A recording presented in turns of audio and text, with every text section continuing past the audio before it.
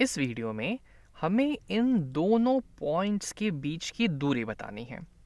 यानी कि ये जो डिस्टेंस है यहाँ से यहाँ तक का, ये हमें बताना है।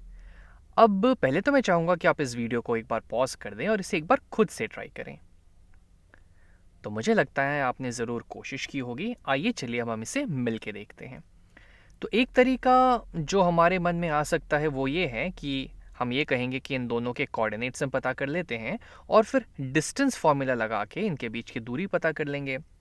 तो वो तो सही है, उसमें कुछ गलत नहीं है, लेकिन मैं चाहता हूँ कि आप उसके अलावा यहाँ पे कुछ थोड़ा सा अलग सोचें, थोड़ा सा और कुछ सिंपल सोचें, थोड़ा सा अपना दिमाग दौड़ाएं और देखें कि और किन तरीकों से हम इनके बीच के डिस्टेंस पता कर सकते हैं। जैसे कि एक तरीका मेरे मन में ये आ रहा है कि अगर मैं यहाँ पे एक राइट एंगल्ड ट्रायंगल बना दूँ, कुछ ऐसा मान लेते हैं कि जैसे अगर मैं यहाँ से एक लाइन नीचे की तरफ गिराता हूँ और फिर इस पॉइंट को मैं इससे जॉइन कर देता हूँ, तो यहाँ पे हमें एक राइट एंगल्ड ट्रायंगल मिल जाएगा जो कि इस पॉइंट पे राइट एंगल्ड होगा। तो अब हम पाइथागोरस थ्योरम लगा के इसका स्क्वायर और इसका स्क्वायर को ऐड करके इसकी लेंथ हम पता कर सकते हैं और ये हमारा हाइपोटेनस का काम करेगा। तो पहले तो हम एक काम करते हैं, यहाँ पे सारी चीज़ों को लिख देते हैं कि हमें क्या क्या दिया हुआ है। तो ये है हमारा पॉइंट ए मान लेते हैं, इसे बी मान लेते हैं, इसे सी मान लेते हैं। ए के कोऑर्डिनेट्स हो जाएंगे, एक्स कोऑर्डिनेट है -5, वाई कोऑर्डिनेट है 8, बी का कोऑर्डिनेट हो जाएगा, एक्स कोऑर्डिनेट है 4, वाई कोऑर्डिनेट है 6, और सी का जो एक्स कोऑर्डिनेट है वो ए के एक्स कोऑर्डिनेट के बराबर ही होगा क्योंकि सी के ठीक ऊपर ए बैठा हुआ है, तो एक्स कोऑर्डिनेट तो दोनों का सेम ही होगा, -5। और सी का जो वाई कोऑर्डिनेट होगा वो बी के वाई कोऑर्डिनेट के बराबर ही होगा क्योंकि दोनों सेम लेवल पे ही हैं, यानी कि इसके कोऑर्डिनेट्स हो जाएंगे -5, 6। तो अगर हम इस AC के लेंथ की बात करें तो इस AC का लेंथ कितना होगा, तो हम 6 इस y कोऑर्डिनेट 6 से 8 की तरफ बढ़ रहे हैं, यानी कि 2 यूनिट्स ऊपर जा रहे हैं, तो इसका लेंथ हो जाएगा 2 यूनिट्स।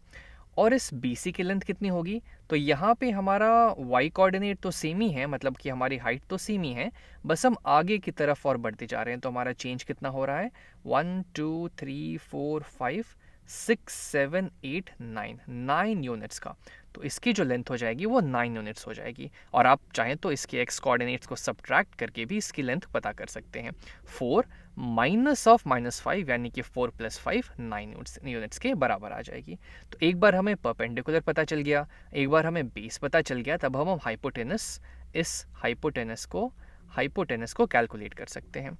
तो हमारा हाइपोटेनस हो जाएगा, यानी कि ए बी जो हमारा हाइपोटेनस है इसका स्क्वायर हो जाएगा AC square plus BC square के बराबर।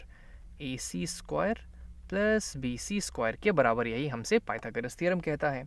तो चलिए अब AB स्क्वायर यानी कि हाइपोटेनस की वैल्यू कैलकुलेट करते हैं। तो AC का स्क्वायर यानी कि 2 का स्क्वायर प्लस BC का स्क्वायर यानी कि 9 का स्क्वायर, तो ये हो जाएगा 4, 2 का स्क्वायर होता है 4 प्लस 9 का स्क्वायर हो गया 81, 4 + 81 होता है 85 के बराबर। तो AB का स्क्वायर यानी कि हाइपोटेनस के स्क्वायर की वैल्यू है 85, तो हाइपोटेनस का लेंथ हो जाएगा जब हम इस 85 का प्रिंसिपल स्क्वायर रूट लेंगे, यानी कि √85 के बराबर।